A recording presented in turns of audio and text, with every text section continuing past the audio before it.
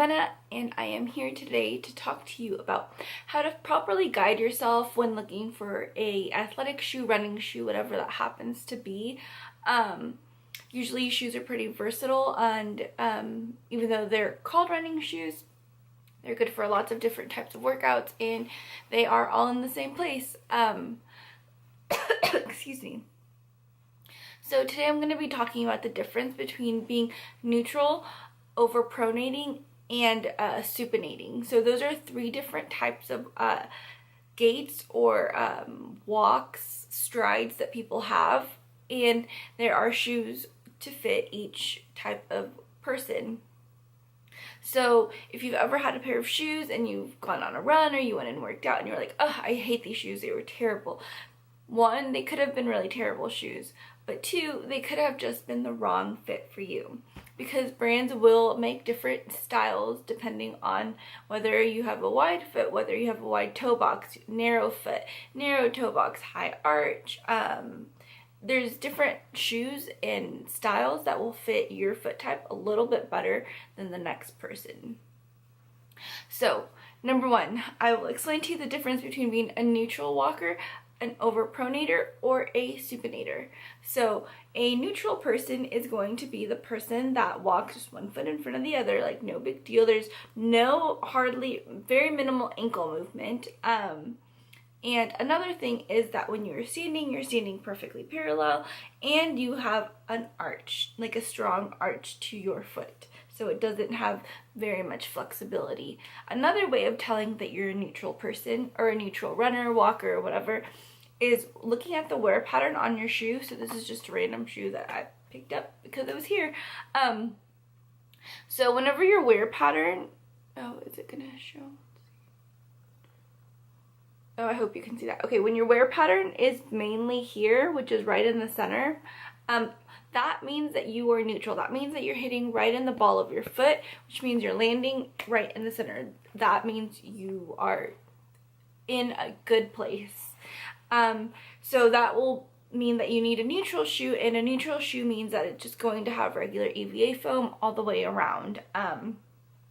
So the next kind of person is going to be a overpronator.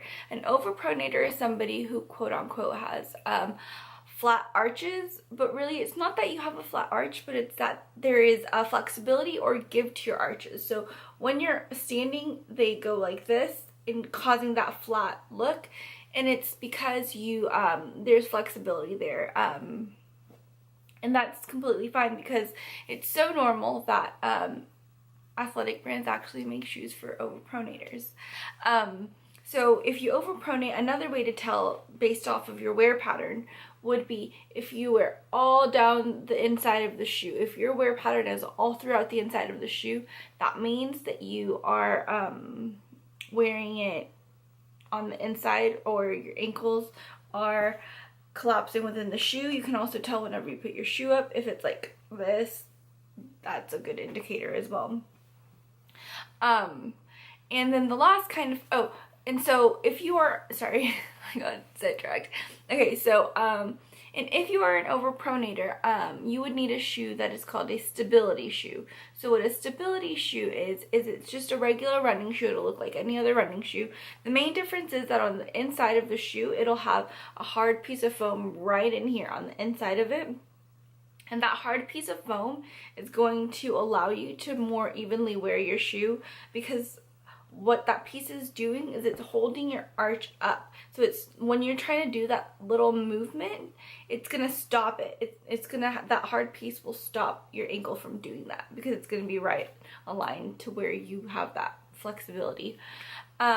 So tons of brands make stability shoes. I can actually make a whole entire video on how to figure out how much stability you need, or what are stability shoes, how to look for them, what to ask for. And so the third kind of person is going to be a supinator. So a supinator is somebody who walks more pigeon-toed.